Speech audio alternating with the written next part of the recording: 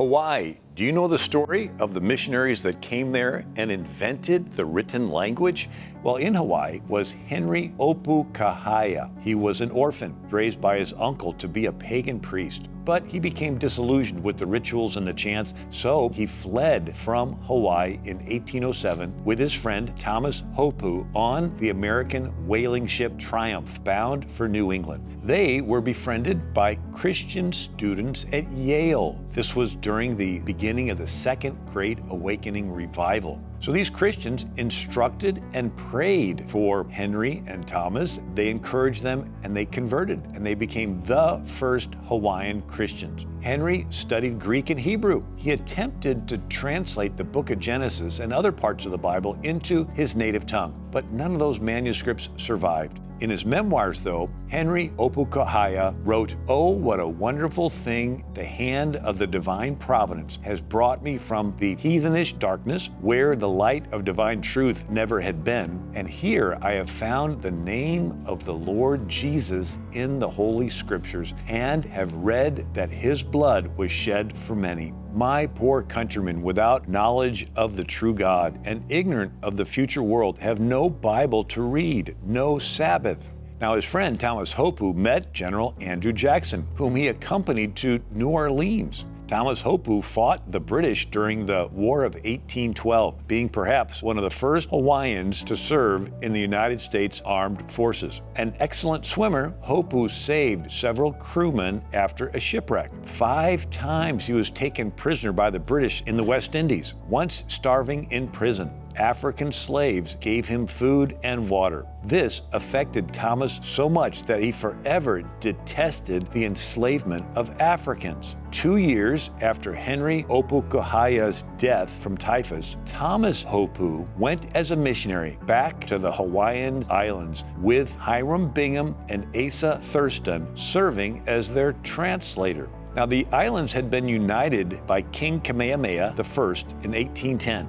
In 1819, King Kamehameha I died. His wife and his son abolished the pagan religion with its kapu rules and human sacrifice. Hiram Bingham and Yale graduate Asa Thurston were sent to Hawaii by the American Board of Missions on the ship Thaddeus. So these were the first missionaries to Hawaii.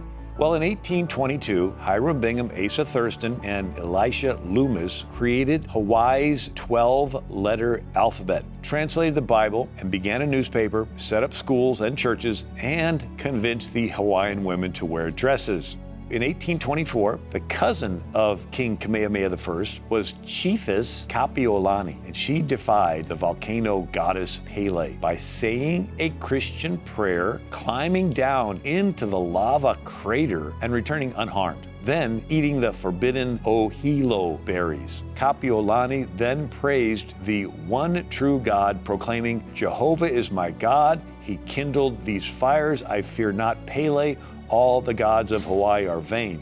The son-in-law of Hiram Bingham was missionary Titus Cohens, and he gave an account. Among these converts was the high priest of the volcano. He was more than 6 feet high and of a lofty bearing. He had been an idolater, a drunkard, an adulterer, a robber, and a murderer. For their kapas, for a pig or a fowl, he had killed men on the road whenever they hesitated. But he became penitent and appeared honest and earnest in seeking the Lord. His sister was more haughty and stubborn. She was the high priestess of the volcano. She too was tall and majestic in bearing.